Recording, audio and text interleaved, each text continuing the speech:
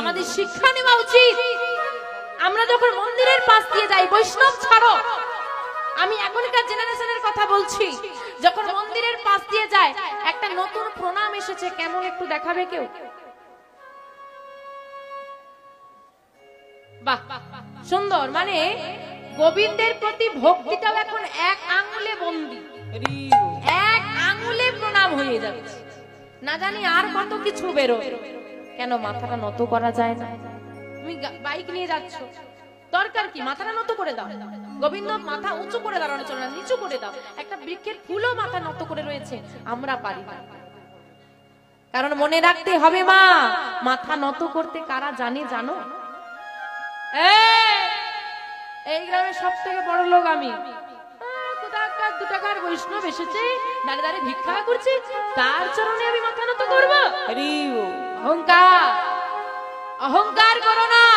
যে ব্যক্তির মনে যেদিন অহংকার এসে যাবে, জেনে নেবে সেদিন থেকে তার পতন রচনা হয়ে গেল।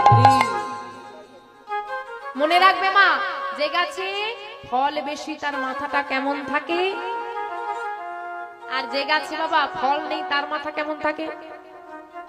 যার মধ্যে যত আছে, যত ভক্তির সঞ্চার, যত মানবিকতার সঞ্চার, যত বিবেকের সঞ্চার, যত জ্ঞানের সঞ্চার, ভারী তো মাথা নত থাকবে। যার কিছু নাই সে মাথা উঁচু করে থাকবে। মনে রাখবে মা, দেখবে যদি হতে হয় উঁচু, আগে হও নিচু। তীর দেখেছো? তীর যত পেছন দিকে টানা যায় ততই সামনের দিকে সে এগিয়ে যায়। তাই তুমি যত নিচু হতে পারবে ততই তুমি উঁচুতে উঠতে পারবে। মনে রাখবে, আমি তর্কে ওর সঙ্গে জিততে পারলাম না বলে আমি হেরে গেলাম বা মানুষের কাছে ছোট হয়ে গেলাম, এমনটা কখনোই ভাববেন না।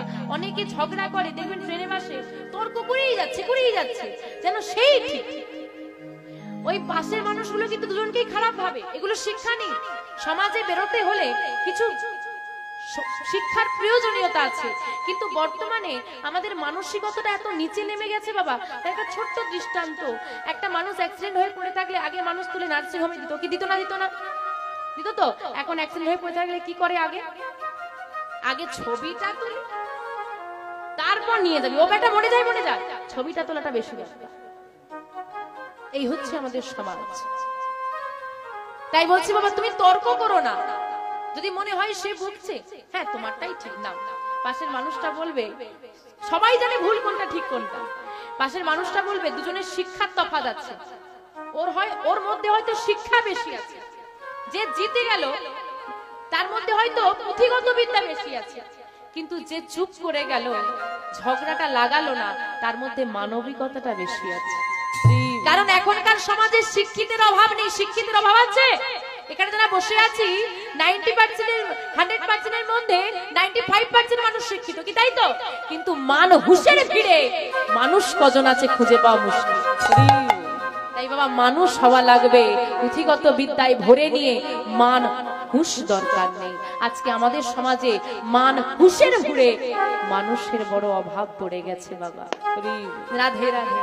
তাই মা, সেই সমস্ত যারা ফুলগুলো মাথা নত করিয়াছে, সেই ফুলগুলো আজকে সখীগণ চয়ন করছে। এবার জানা লাগবে কিভাবে চয়ন করছে। কিভাবে? ডালে ধরে ফুল। কোথায় ধরেছে? ডালে। আগে ডালে ধরতে হবে। ধরিলাম ডালে, তুলিলাম পাতা, কহু তুলসী কৃষ্ণ কথা, কৃষ্ণ কথা শুনিলাম কানে, শত কোটি প্রণাম বৃন্দা দেবীর চরণ। আগে ডালে ধরা লাগবে, তারপর তোলা লাগবে। অনেকে তুলসী পাতা তোলেন, একেবারে ছিঁড়ে নিয়ে চলে। ডালে আগে ধরো। ফুল তোলার ক্ষেত্রেও ডালটা আগে ধরো, তারপরে চয়ন করো। দেখো ওই প্রস্ফুটিত, মানে যেটা ফুটে আছে, ওই ফুলটা তুলতে গিয়ে কুড়িটা না ঝরে পড়ে যায়। কেন? ওই কুড়িটাও যদি প্রস্ফুটিত হয়, সেও গোবিন্দ চরণ লাভ করবে। আর কুড়িতেই যদি ঝরে যায়, সেও কিন্তু গোবিন্দ চরণে বঞ্চিত হবে। আর গোবিন্দ চরণে যদি ওই কুড়িটা বঞ্চিত হয়, তার জন্য দায়ী। তাই মনে রাখতে হবে, অপরাধ নয়। তাই বলছে ডালে ধরে ফুল তুলিতে লাগিল, ডালে ধরে ফুল তুলি তুলিতে লাগিল ডালে ধরে ধরে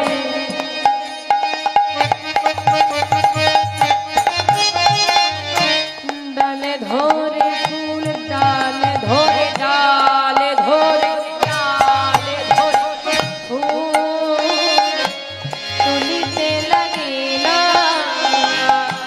ডালে ধরে ফুল তুলিতে লাগিল ললিতা বিশাখা সখিতা মরিয়ে ললিতা বিশাখা সঙ্গীতারা মরি রে ললিতা বিশাখা সখিতা মরিয়ে সাজাবে কুঞ্জ সাজাবে বলে সাজাবে কুঞ্জ সাজাবে বলে মনের মতো পুষ্প কুঞ্জ সাজাবে বলে মনের মতো পুষ্প তুলে সাজাবে বলে মনের মতো করে পুষ্প চয়ন করে